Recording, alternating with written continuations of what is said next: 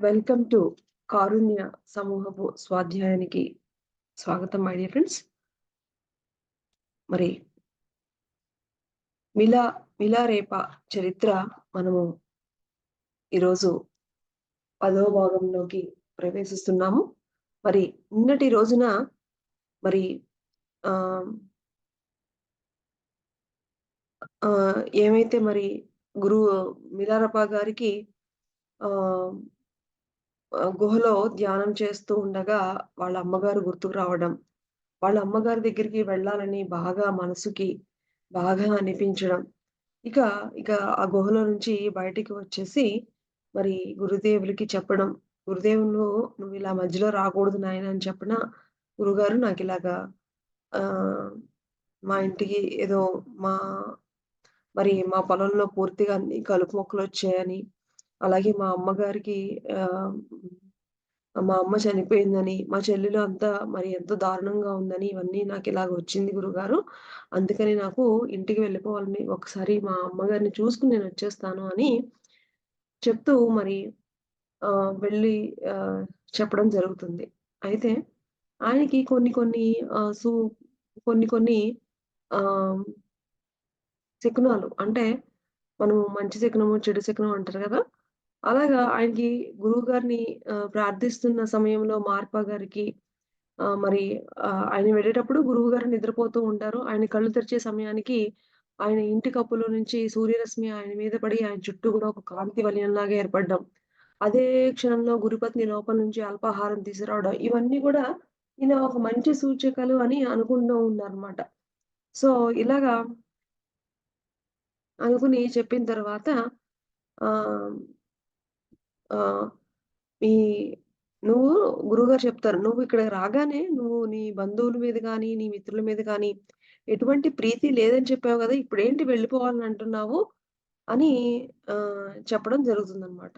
అయితే ఆహ్, నాకిలాగా ఆహ్, సిగ్నల్ గూడా మంచి సిగ్నలే కనిపించాయి గురువుగారు అంటే, ఆట్లికి ఆ సిగ్నల్‌కి అసలైన అర్థం ఏంటనేది గురువుగారు చెప్పారనమాట. ఏంటి గాఢ నిద్రలో ఉండడాన్ని బట్టి, ఇక జీవితంలో మరి గురువుగారిని నువ్వు కలుసుకోలేవు. అదే సమయంలో సూర్యరశ్మి పడడం అంటే నీ యశస్సు ఈ దేశమంతా కూడా వ్యాప్తిస్తుందని అర్థం. అలాగే అల్పాహారము ఆ టైంలో గురుపత్ని తీసుకురావడం, ఆధ్యాత్మికపరమైనటువంటి ఆహారము, జీవించే సామర్థ్యము నీకు కలుగుతుందని దాని యొక్క అర్థం నాయన అని చెప్పి, సరే నువ్వు వెళ్ళిపోతానంటున్నావు గదా! మరి నువ్వు వెళ్ళే ముందు నీకు ఒకానొక కఠినమైనటువంటి ఉపదేశం నీకొకటిస్తాను. ఇప్పటి వరకు ఎవ్వరికీ ఇవ్వలేదు. అది అని చెప్పేసి ఆ దీక్షనిచ్చి, మరి ఇంకా ఏమైనా గ్రంథాలు నా ముందు నీకింకా తెలియాలి ఉంటే అయి గూడా తెలుసుకున్నాక నువ్వు వెళుదు గాని అని చెప్పడం జరుగుతుందనమాట. నాకు తెలిసిన విద్య అంతా కూడా నీకు బోధించాను.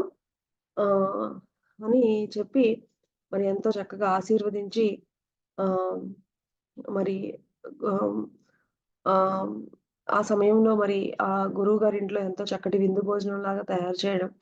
ఎంతో విలువైనవన్నీ గూడా ఆహ్, అంటే శక్తులను ఎప్పుడు కూడా దుర్వినియోగపరచకు ఆహ్, అని చెప్పడం. మరి ఎలాగా ఉండాలి అని మంచి, చెడు అంతా కూడా మరి గురువుగారు "నువ్వు ఇంట్లో ఎక్కువ రోజులు ఉండొద్దు. నువ్వు గుహలోకెళ్ళి ఎక్కువ సేపు ధ్యానంలో ఉండు" ఆహ్, అని చెప్పి హ్మ్, మరి చివరి వరకు సాగనంపి వెళ్తారనమాట. ఆ చివరికి వెళ్ళిపోయాక మళ్ళా గురువుగారు ఇంకా చూస్తూ ఉంటే అసలు అన్నీ వదిలేసి మళ్ళా గురువుగారి దగ్గరికి వెళ్ళిపోవాలని గూడా అనిపిస్తుందనమాట.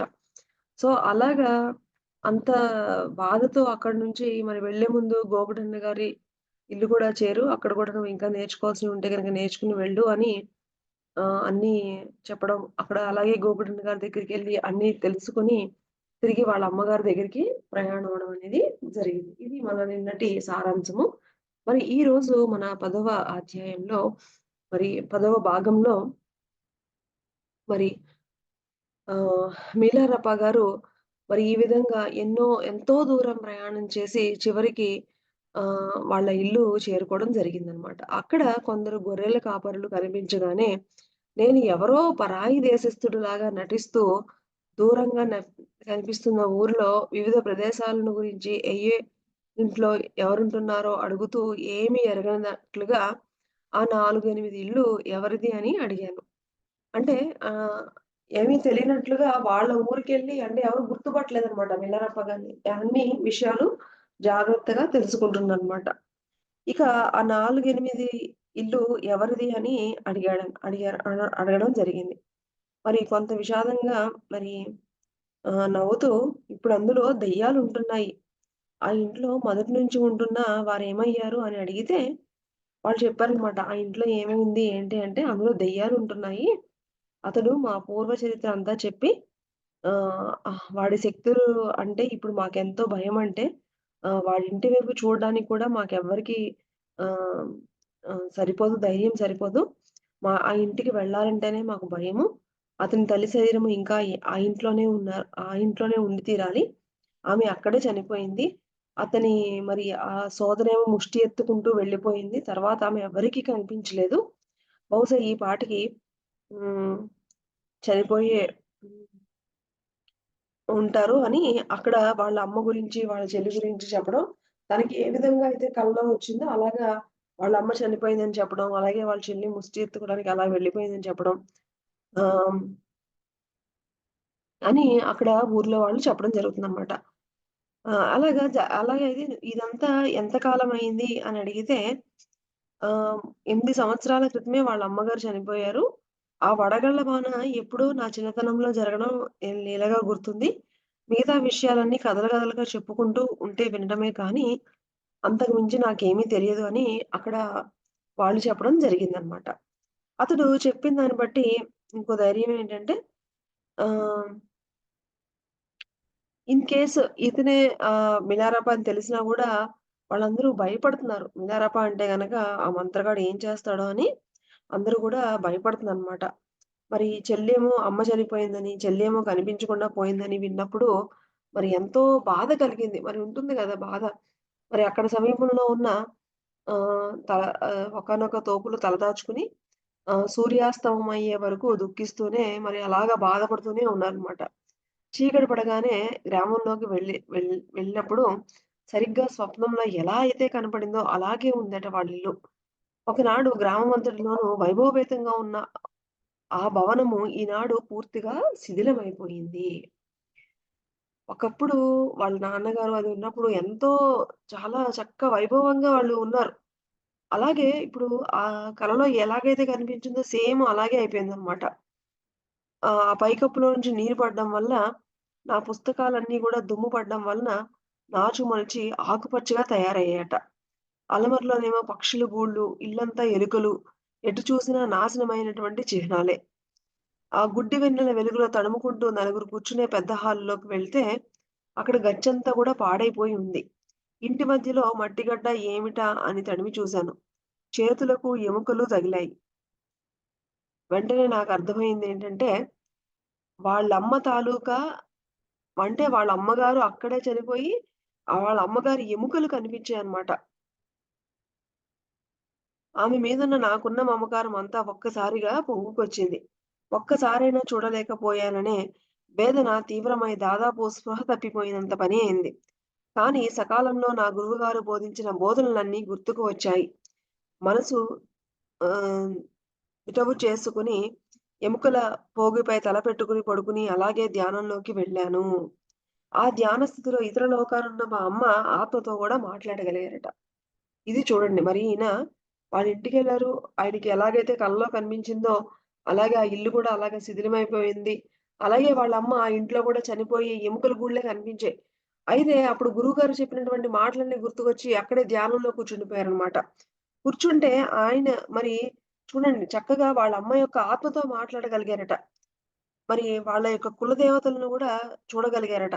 అలాగా యోగ శక్తితో వాళ్ళ తల్లిదండ్రుల యొక్క ఆత్మ పరిస్థితిని గూడా గమనించిన మీదట ఇప్పటికైనా నిరంతరం కొనసాగే జనన మరణాల చక్రాల నుంచి వాళ్ళను నా శక్తితో రక్షించడం సాధ్యమేనని తెలుసుకున్నారు. అంటే వాళ్ళ తల్లిదండ్రుల యొక్క ఆత్మస్థితి ఏంటి అన్నీ తెలుసుకొని నా ఈయన యొక్క శక్తితో వాళ్ళని గూడా రక్షించవచ్చు. అది సాధ్యమే అని తెలుసుకుందనమాట. ఇక ఒక వారమంతా కూడా ధ్యానంలో గడిపి బాహ్య స్మృతి పొందేసరికి ఈ లౌకిక జీవితం ఎంత వ్యర్థమైందో, ఎంత అశాశ్వతమైనదో నా హృదయంలో దృఢంగా నాటుకుపోయింది అని చెప్తున్నారు. ఇక ఎప్పుడైతే ఇంకా ఆయన ఒక 1 వీక్ ఇంక కదలకుండా అలాగే కూర్చుండిపోయారు. కూర్చుండిపోయిన తర్వాత ఆయనకి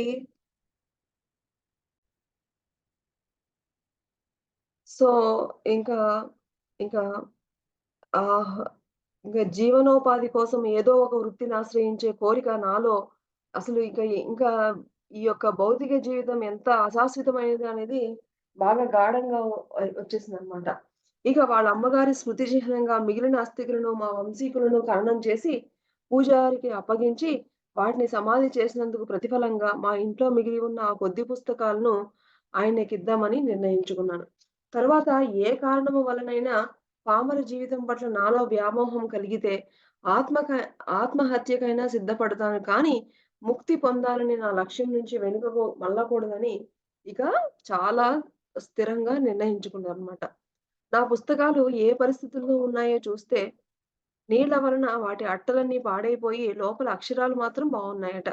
పుస్తకాలన్నీ మూటకట్టి భుజాన వేసుకొని, మా అమ్మ అస్థికలను చేతిలో పట్టుకొని, మా కుటుంబ పూజారిని వెతుక్కుంటూ వెళ్తూ, ఈ జీవితం ఎంత క్షణికమైనది, శుభాలని అందరి చేత తలచబడేవన్నీ ఎంత తుచ్చమైనవి.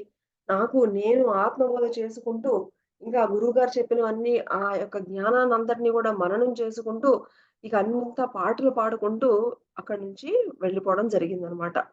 నరసంచారానికి దూరమైన ప్రాంతంలో ధ్యానాన్ని కొనసాగించి, సత్యాన్ని అనుభవం చేసుకోవాలనే విషయాన్ని హృదయస్ఫూర్తిగా మరొకసారి ఎంతో తీవ్రంగా దృఢపరుచుకుంటూ ఆహ్, వాళ్ళ పూజారి ఇంటికి చేరేసరికి ఆయన కొంతకాలం క్రిందటే చనిపోయారని తెలిసింది.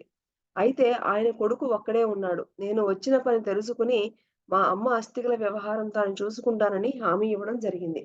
అందుకు ప్రతిగా నా పుస్తకాలు ఇస్తానంటే, నా వస్తువులు ఏమైనా ముట్టుకుంటే నా శాపం అతనికి సంక్రమిస్తుందని మొదట్లో చాలా భయపడ్డాడు. నేను అలాంటిదేమీ జరగదని హామీ ఇచ్చినా, మీదట అతని పుస్తకాలను తీసుకున్నాడు. నాకెవరితోనూ ఎవరితోనూ మాట్లాడే సమయం లేదని, నేను వెంటనే వెళ్ళిపోవాలని చెప్పి, మా అమ్మను సమాధి చేయడానికి కావాల్సినటువంటి క్రియలన్నీ కూడా వాళ్ళిద్దరే అన్నీ కంప్లీట్ చేసి, ఈ కార్యక్రమం అంతా పూర్తయ్యాక జరిగిన సంగతులన్నీ ముచ్చటించుకుంటూ కొంతకాలంతో కొంతకాలము తనతో ఉండమన్నాడు. నేను వెంటనే వెళ్ళిపోవాలని చెప్తే, కనీసం ఈ ఒక్క రాత్రైనా తన ఇంట్లో ఉండవలసిందిగా నేను తపస్సు చేసుకోవడానికి వెళ్తున్నాను. కనుక కొంతకాలానికి సరిపోయే ఆహారం సేకరించి ఇస్తానని అతను కోరాడనమాట. అందుకు మాత్రము నేను అంగీకరించాను. మొదట్లో క్షుద్ర మంత్రోపాసకుడిగా ఉన్న నేను జీవితమంతా పూర్తిగా మార్చేసుకొని ఇంత ఉత్తమ సాధకుడిలా ఎలా మారిపోయా అని వాళ్ళకి ఆశ్చర్యం కలిగిందట.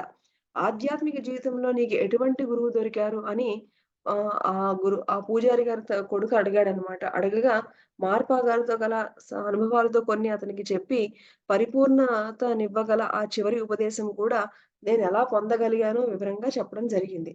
అతను నా విజయాన్ని అభినందిస్తూ, మళ్ళీ నా ఇల్లు బాగు చేసుకోవాలని, నాకు చిన్నప్పుడు నిశ్చయితమైన ఎవరితో అయితే ఆ నిశ్చయమైందో జేసే అనే అమ్మాయి ఆ నిశ్చితార్థాన్ని అంటిపెట్టుకుని ఇంకా ఎవరిని వివాహం చేసుకోకుండా ఉంది. కనుక ఆమెని వివాహం చేసుకొని గృహస్థుడివై గురువుగా స్థిరపడమని సలహా ఇవ్వడం గూడా జరిగిందనమాట. అంటే వీళ్ళు మంచిగా ఉన్నప్పుడు ఒక అమ్మాయితో నిశ్చితార్థం గూడా జరిగిపోయిందనమాట. సో, ఆ అమ్మాయేమో అదే ఫైనల్ అనుకుని ఇక పెళ్లి ఏమీ చేసుకోకుండా అలాగే ఉండిపోయింది కాబట్టి, "నువ్వు ఆ అమ్మాయిని మళ్ళా వివాహం చేసుకొని, ఒక గృహస్థుడిగా ఉండి ఇక్కడ గురువుగారిలాగా చక్కగా ఉండు" అని మరి ఆ పూజారి కొడుకు సలహా ఇవ్వడం జరిగిందనమాట. నా గురువుగారు మార్పా గారు వివాహం చేసుకోవడం వేరు లోక నా గురువుగారు మార్పా గారు వివాహం చేసుకోవడం వేరు. లోకంలో గల ఇతర అన్వేషకులకు సహకరించడానికి ఆయన గృహస్థాశ్రమం స్వీకరించారు.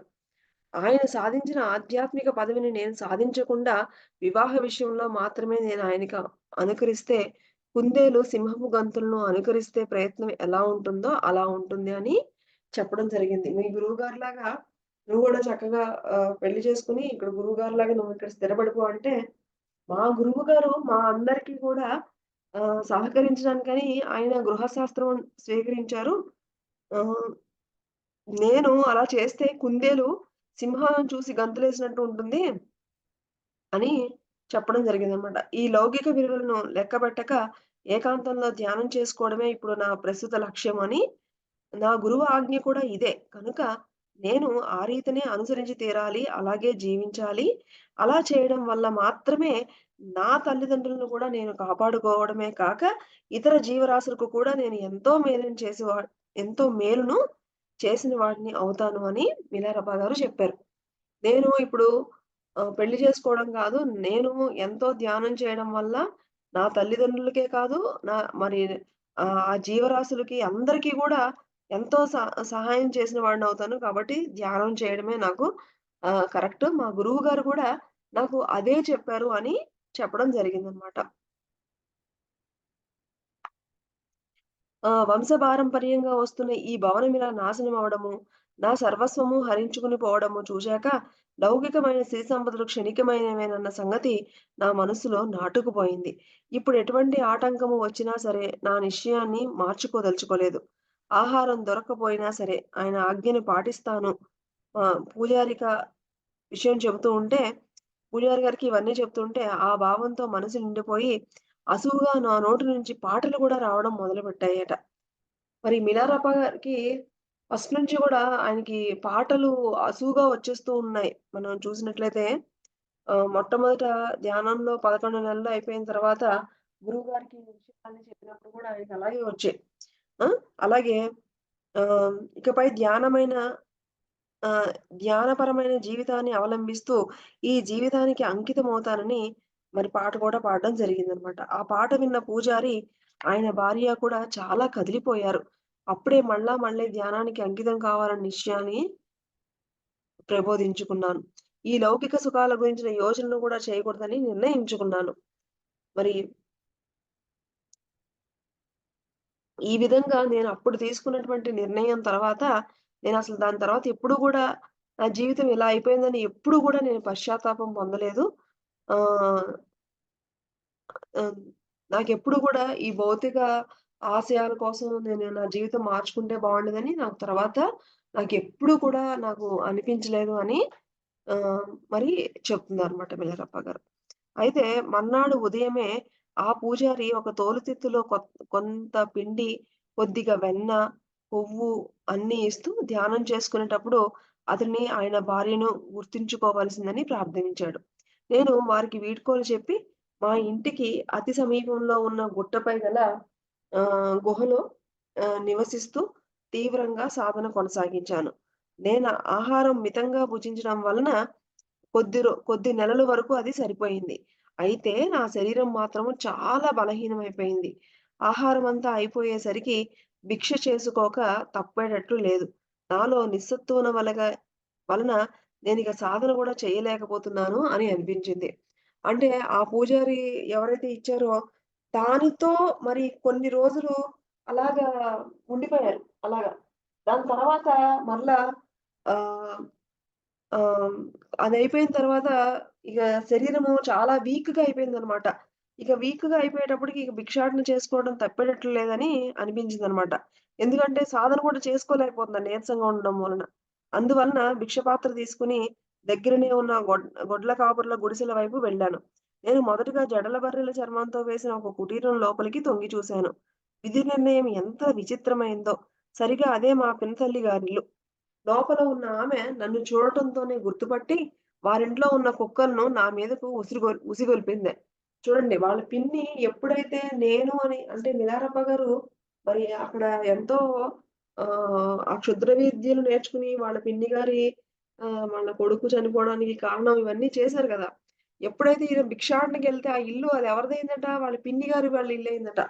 ఆవిడ చూసేటప్పటికి వాళ్ళ ఇంట్లో ఉన్న కుక్కలన్నింటిని ఈయన మీదకి వదిలేసిందంట ఆవిడ. ఓరి దుర్మార్గుడా! ఇంకా ఏమని చెప్తుందట ఆహ్, హ్మ్. ఇంకా ఆహ్, ఆ కుక్కలు నా మీదకు దూసుకురావడంతో నేను వాటిపై రాళ్లు విసురుతూ నా చేతిలో ఉన్న కర్ర సహాయంతో వాటిని నిరోధిస్తూ ఉన్నా మీదట ఆమె బయటకు వచ్చి కుడికాలుతో ఆసరాగా ఉన్న కర్రనొకదాన్ని తీసుకొని నిర్దాక్షిణ్యంగా నన్ను బాదుతూ కొడుతున్నంత సేపు తిట్లు వర్షం కురిపిస్తూనే ఉందంట. ఉత్తముడైన నీ తండ్రికి చెడబుట్టావురా నీవు. రక్త సంబంధీకులకు, బంధువులకు అందరిని చంపిన దుర్మార్గుడా! ఈ పల్లె ప్రాంతాన్నంతటిని నాశనం తెచ్చిపెట్టావు కదరా!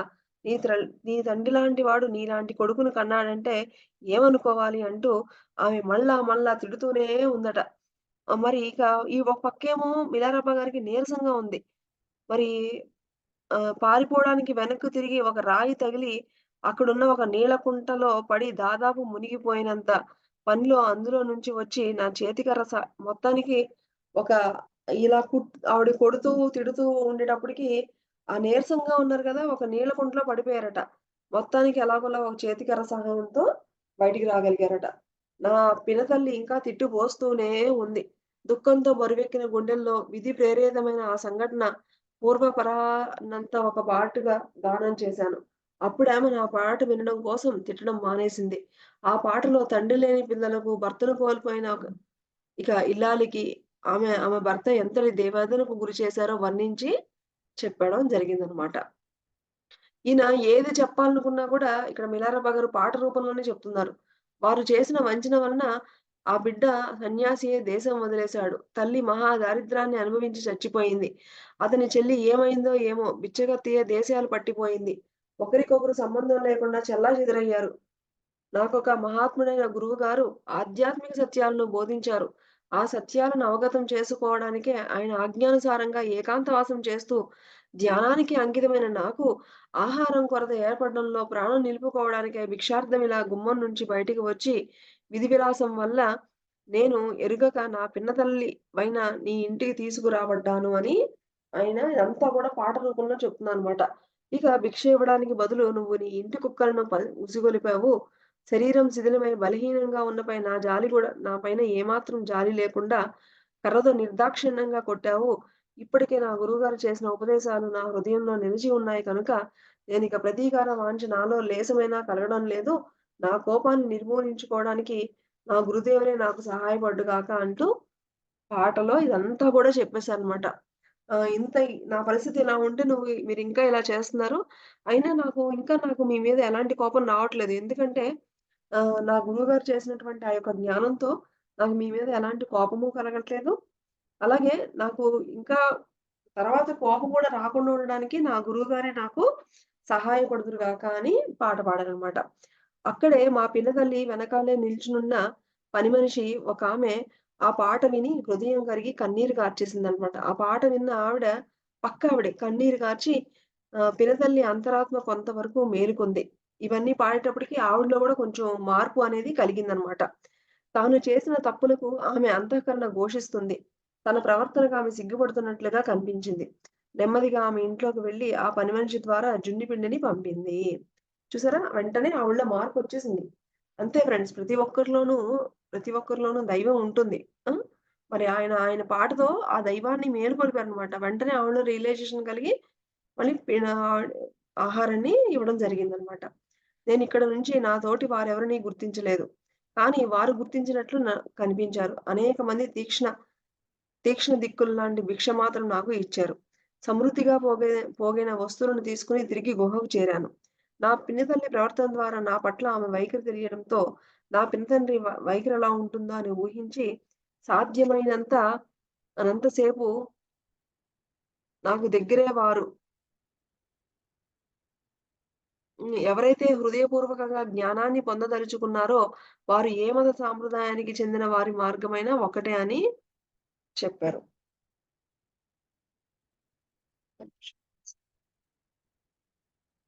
ఆ! అయితే ఎప్పుడైతే వీళ్ళ అమ్మగారు అదే వీళ్ళ పిన్ని గారికి తెలిసింది గదా! ఇలాగని.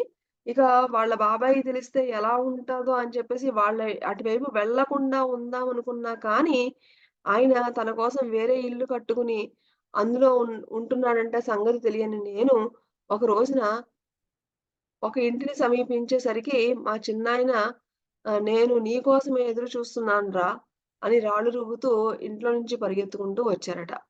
నేను వెనుకకు తిరిగి వేగంగా పరిగెత్తిపోతూ ఉంటే, ఆయన ఒళ్ళు తెలియని ఆవేశంలో విల్లు, అంబులు తీసుకొని నా పైన బాణాలు వేస్తూ, మరి మన గ్రామం నాశనం చేసిన వాడొచ్చాడు, వాడిని పట్టుకోండి అంటూ, ఆ చుట్టుపక్కల వారందరిని గూడా ప్రేరేపించడం జరిగిందనమాట. వాళ్ళంతా గూడా ఏ కీలుకి ఆ కీలు విరిచేస్తారేమో అని భయమేసిందట. ఇక దారి లేక నేను నా గురువులకి మొరపెట్టుకున్నాను. ఆయన నామాన్ని ఉచ్చరిస్తూ నా కుల దేవతలందరిని ప్రార్థించి, నా శత్రువుల నుంచి నన్ను రక్షించమని కోరుకున్నాను. నేనలా ప్రార్థిస్తున్న సమయంలో నన్ను తరుముతున్న వారంతా నిలిచిపోయారట. వారందరికీ నా మంత్రశక్తుల గురించి ప్రాణభయం పట్టుకున్నట్లుగా ఉంది. వారంతా మా చిన్నాయనను పట్టుకుని నాకెటువంటి కీడు చేయకుండా అడ్డుకున్నారు. అమిత భయంతో నాకు కొంచెం భిక్ష కూడా ఇచ్చారు. అయితే మా చిన్నాయన మాత్రం అలా చెయ్యక నా మీద దృఢమైన ద్వేషభావాన్ని కలిగి ఉన్నారు. అయినా యువకులంతా ఆయన్ని పట్టుకుని ఉండడం వలన ఆయన కోపము నిష్ఫలమైపోయిందనమాట. మళ్ళా గుహకు తిరిగి వచ్చి ఈ ప్రాంతంలో నా మీద ఇంక వ్యతిరేకత ఇంకా ఇక్కడ చాలా ఇంక అనుకున్నారు. ఇక్కడ నా మీద చాలా వ్యతిరేకంగా ఉన్నారు వీళ్ళందరూ. కాబట్టి ఈ ప్రదేశాన్ని నేనిక్కడి నుంచి వదిలి వెళ్ళిపోవడం మంచిది అని అనుకున్నారట. ఇక ఆ రోజు రాత్రి ఒక స్వప్నం వచ్చింది. ఏంటట మరికొద్ది రోజులు గుహలో ఉండవలెనని ఆ స్వప్న సందేశం వచ్చేసింది. నేను వెళ్ళిపోదాం అనుకున్నారు కదా! వెళ్ళొద్దు ఇక్కడే ఉండు అని సందేశం వచ్చిందట. మరి నాకు ఎవరితో అయితే చిన్నప్పుడు నిశ్చితార్థమైన జేసే అనే అమ్మాయికి ఎప్పుడైతే మరి వచ్చారని తెలిసి అయినప్పుడు ఇక ఆ అమ్మాయి చక్కగా టేస్ట్‌గా ఉండేటువంటి పానీయాలు ఆహ్, అన్నీ గూడా తీసుకొని ఆ గుహ దగ్గరికి వచ్చిందట. నన్ను చూస్తూనే మరి ఆవిడ ఎంతో కన్నీరు కారుస్తూ మరి బాధపడిందట. మా అమ్మ చనిపోయిన వైనమంతా చెప్పిందట ఆ అమ్మాయి. నా చెల్లెలు దిక్కులేక ఎలా దేశాల పాలైందో చెప్పేసరికి మరి నా కళ్ళ నీళ్లు తిరిగాయి. ఇక జేసే నీవింకా ఈ నిశ్చితార్థానికి కట్టుబడి వివాహం చేసుకోకుండా ఎందుకు నువ్విలా ఉండిపోయావు అని మినారప్ప గారు అడిగారనమాట. అంటే నవ్వుతూ నీతో నిశ్చితార్థమైన నన్ను పెళ్లి చేసుకోవడానికి ఎవరు కూడా నన్ను పెళ్లి చేసుకోవడానికి ఎవరు కూడా ధైర్యం చేయలేకపోయారు. ఎందుకంటే నీ క్షుద్ర శక్తులంటే అందరికీ కూడా అంత భయము. ఎవరైనా ధైర్యం చేసి నన్ను పెళ్లాడతానన్నా నేను కూడా ఒప్పుకునేదాన్ని కాదు. నువ్విలా ఆధ్యాత్మిక జీవితాన్ని ఎన్నుకొని చాలా మంచి పని చేశావని ఆ అమ్మాయి కూడా చెప్పిందట. అప్పుడు ఆమె ఉద్దేశము నాకు పూర్తిగా అర్థమైంది. లౌకిక సంపదలపై ఆహ్, నాదనే నాది అనే భావాన్ని పూర్తిగా ఇక వదులుకున్నాను గనక ఇలా చెప్పాను అని అందనమాట. ఆహ్, ఎక్కడన్నా ఒకవేళ నా చెల్లెలు పేట గనక కనిపిస్తే గనక ఇలా చెప్పు అని చెప్పడం జరిగిందనమాట. ఒకవేళ పేట చనిపోయి ఉంటే అంటే వాళ్ళ చెల్లి గనక చనిపోయి ఉంటే ఆహ్,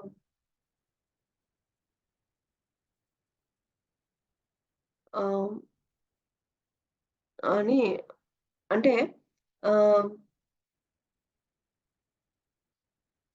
ఎక్కడైనా అంటే వాళ్ళ చెల్లెలు గనక కనిపిస్తే గనక, ఇక నాకు ఇంకా వాళ్ళకేవో ఉన్నాయి గదా! ఊళ్ళో అవన్నీ గూడా తనవే అని చెప్పు. నాకింకేమీ వద్దు అని చెప్పడం జరిగిందనమాట. ఒకవేళ తను గనక చనిపోయి ఉంటే గనక తను గూడా లేదు ఇక చనిపోయిందంటే గనక అవన్నీ గూడా నువ్వే తీసేసుకో. అంటే తనడిగిందనమాట. ఏంటి మరవన్నీ నీకొద్దా అని ఆశ్చర్యంగా అడిగింది. భిక్షాటన వలన భిక్షాటన చేసుకోవడం వలన నాకు కావాల్సినటువంటి ఆహారము ఏదో ఒక విధంగా దొరుకుతుంది. దొరక్కపోతే పస్తులుంటాను. నాకలవాటే ఇవన్నీ కూడా.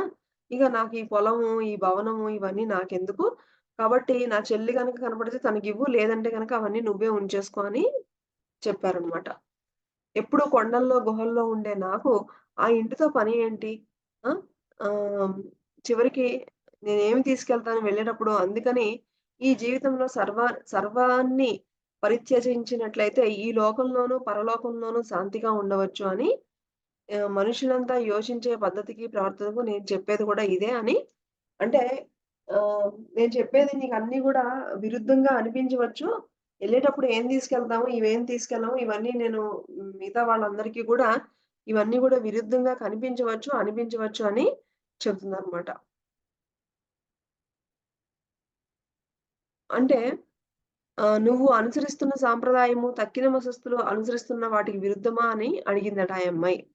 అయితే కీర్తి కోసము, గౌరవం కోసము సన్యాసి వేసుకునే కపట సన్యాసుల మార్గానికి నా యొక్క మార్గము పూర్తిగా విరుద్ధము అని చెప్పారనమాట.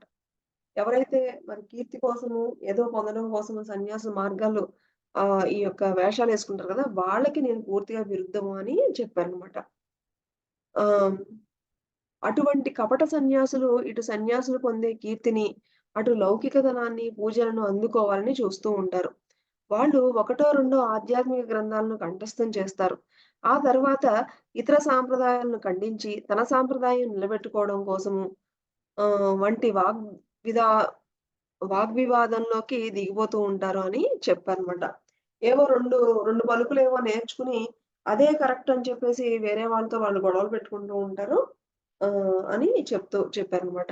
నిజమైన ఆధ్యాత్మిక సత్యాన్వేషించే సాధకులు ఏ మతానికి, ఏ సంప్రదాయానికి చెందిన వారైనా తక్కిన సన్యాసుల వలె మరి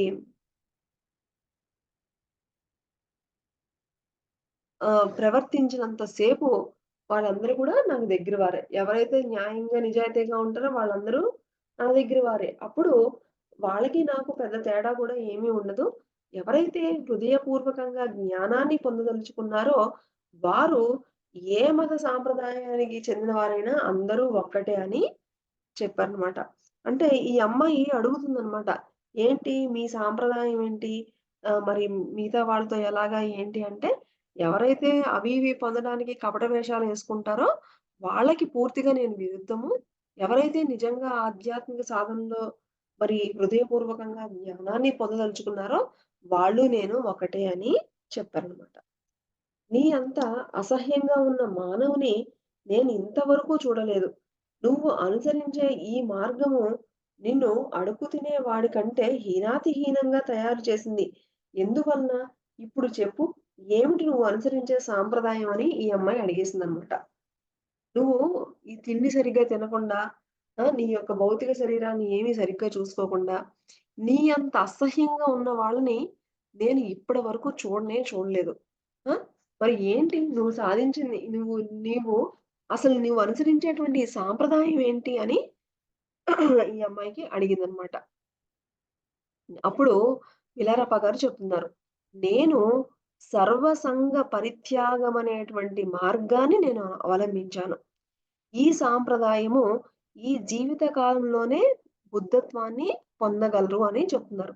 అంటే ఒకే జీవితంలో బుద్ధత్వాన్ని పొందాలి అంటే గనక అంతా కూడా పరిత్యాగం చేయాలి. నేను అలాంటి మార్గాన్ని నేను ఎన్నుకున్నాను అని చెప్పడం జరిగింది. ఈ మార్గాన్ని అవలంబించాలి అంటే ప్రాపంచిక ఆశలు అన్నీ గూడా వదిలేయాలి అని చెప్పారు. ఓహో! అని అలాగా వారి భావాలు, నీ భావాలు పరస్పర విరుద్ధంగా ఉన్నట్లున్న చాలా కఠినమైన పద్ధతినే నువ్వు ఎంచుకున్నావు కదా! అని ఈ అమ్మాయి చెప్తుందనమాట. మరి ఇంత కఠినమైనటువంటి పద్ధతిని ఎంచుకున్నావా నువ్వు అని ఆ అమ్మాయి అడిగింది.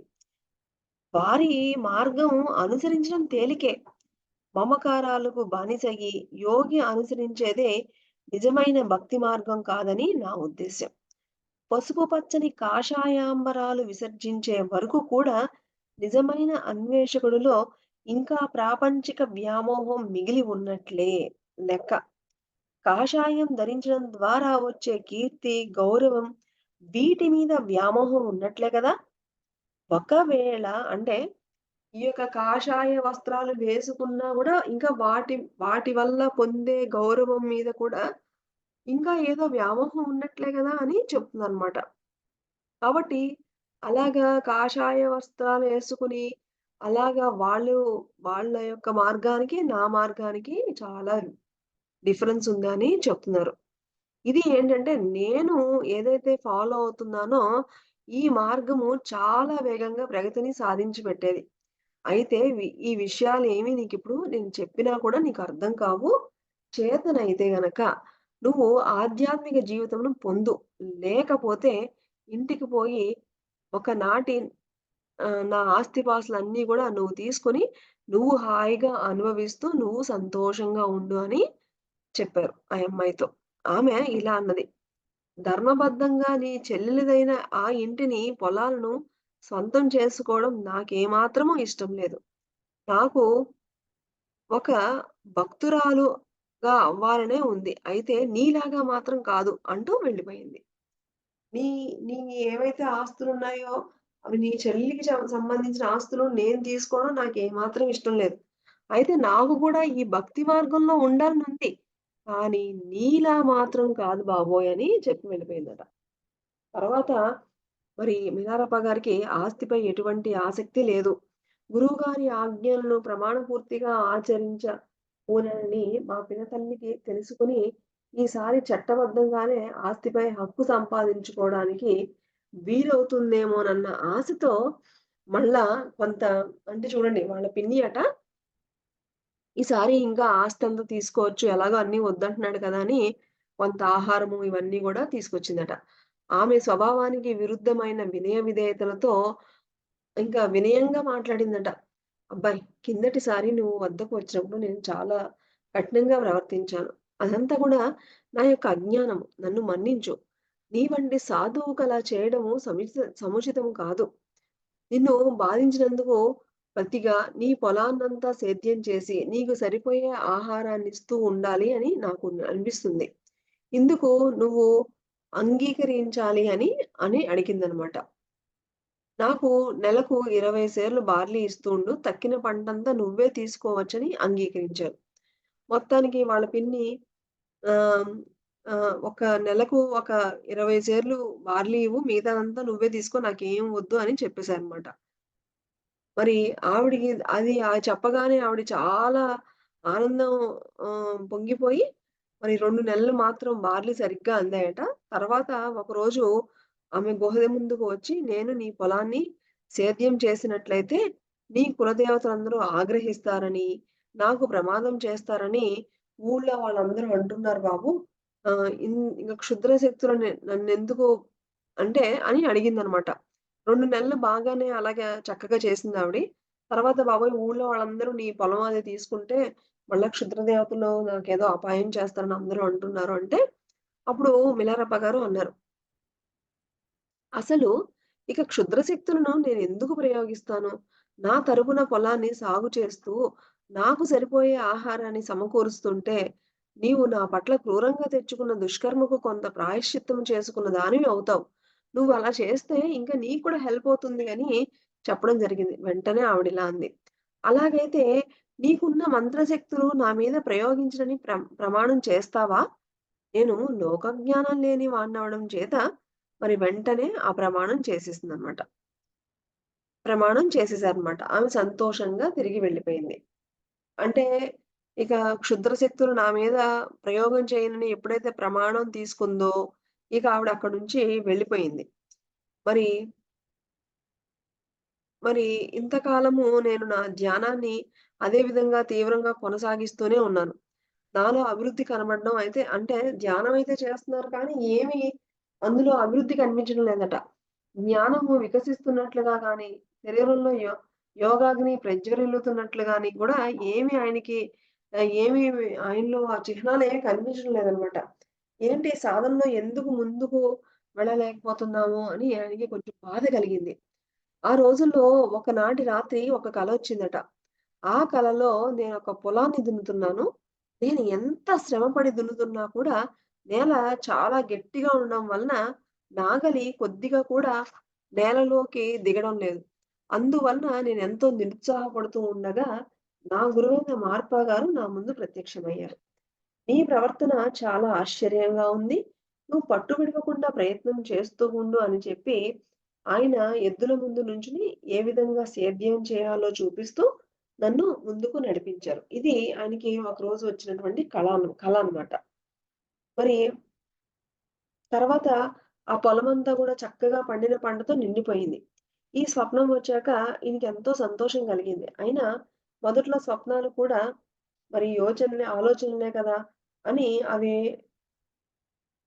వాటికి అని ఈ క ఈ కానీ ఈ కల మాత్రం గురువుగారిచ్చిన ప్రత్యేకంగా నాకే గురువుగారు సందేశం ఇస్తున్నట్లుగా అనిపించి, స్పష్టంగా గుర్తుంచుకునేందుకు కలనంతా ఒక పాటగా గూడా ఆయన అల్లుకున్నారనమాట. ఈయనకి పాటలంటే చాలా ఇష్టం గదా!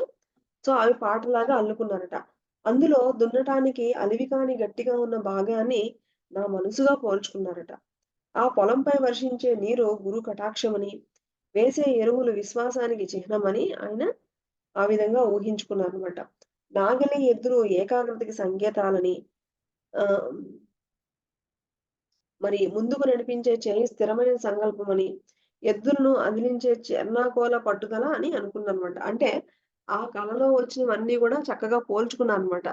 ఈ విధంగా అజ్ఞానం అనే గట్టి నేల చీల్చబడిపోవాలనే పోవాలని, ఆత్మ వంచనమనే కలుపు మొక్కలు నిర్మూలమవుతున్నాయని, దున్నబడిన పొలమే ఆధ్యాత్మిక జీవితమని, దానిలో పంట జ్ఞానమని, ఈ విధంగా ఆయనకొచ్చిన కలని ఈ విధంగా ఆయన అనుకున్నారనమాట.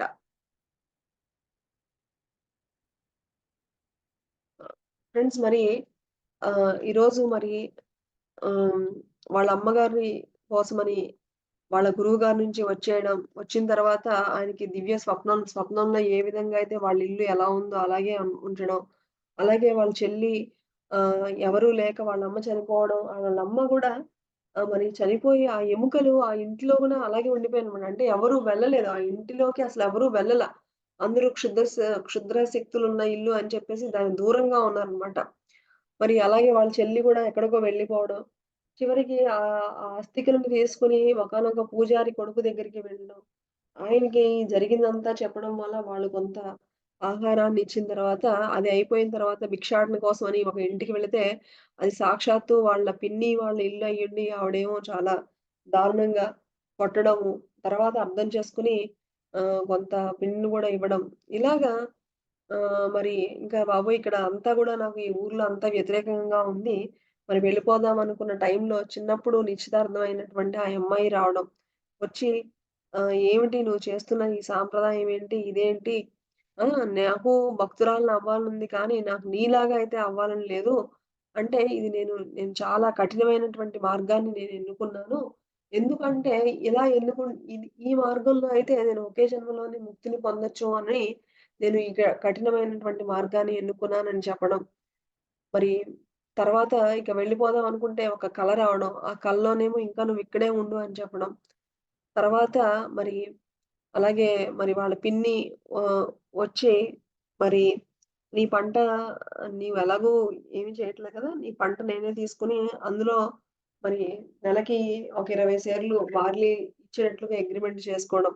ఒక 2 నెలలు ఇచ్చి మళ్ళా ఊళ్ళో వాళ్ళందరూ "నువ్వలా చేస్తున్నావు. నీకు మళ్ళా నీకు ఏదన్నా అందులో దుష్ట శక్తులు ఏమన్నా చేస్తాయి జాగ్రత్త" అని భయపడితే వాళ్ళ పిన్ని గారు వచ్చి మరి మాట తీసుకోవడం. ఇలాగా మరి జరుగుతూ ఉంది. కానీ మిలారప్ప గారికి ఎక్కడ ఆధ్యాత్మికంగా ఎదుగుదల అన్నది కనిపించలేదనమాట. ఈ ఎదుగుదల కనిపించకపోయేసరికి మరి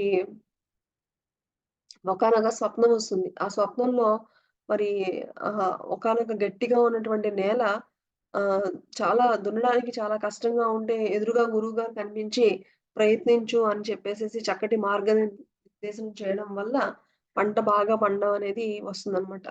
సో, ఈ విధంగా ఇదొక శుభ సందేశం అనుకుని మరి నాలో ఉన్నటువంటి నన్ను నేను గురువుగారు చెప్పినట్లుగా మలుచుకుంటూ అన్నీ గూడా పాజిటివ్‌గా మరి సాధన క్రమంలో ఏ విధంగా గురువు నుంచి ఆ యొక్క గైడెన్స్ వచ్చింది అనేది ఈరోజు తెలుసుకున్నాం.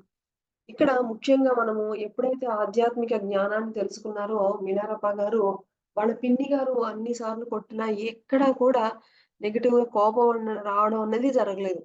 వాళ్ళ వాళ్ళ పినతండ్రి మరి అన్ని సార్లు మరి రాళ్ళేసి కొట్టినా వాళ్ళ మీద అన్ని శక్తులున్నా కూడా ఎక్కడా కూడా నెగెటివ్‌గా ఎక్కడా ఎవరిని గూడా ఇబ్బంది పెట్టల. అన్ని దెబ్బలు తిన్నా, అన్ని తిన్నా కూడా ఎవ్వరికీ కూడా హాని చేయాలి అనేటువంటి ఈ యొక్క ధోరణే లేదు ఫ్రెండ్స్. అది ఒకానొక ఆధ్యాత్మిక ఎదుగుదల ఉన్న ఆహ్, సాధకులు ఏ విధంగా ఉంటారు, ఎలాంటి కఠినమైన పరిస్థితులు వచ్చినా అన్న విషయాన్ని ఇక్కడ తెలుసుకున్నాం.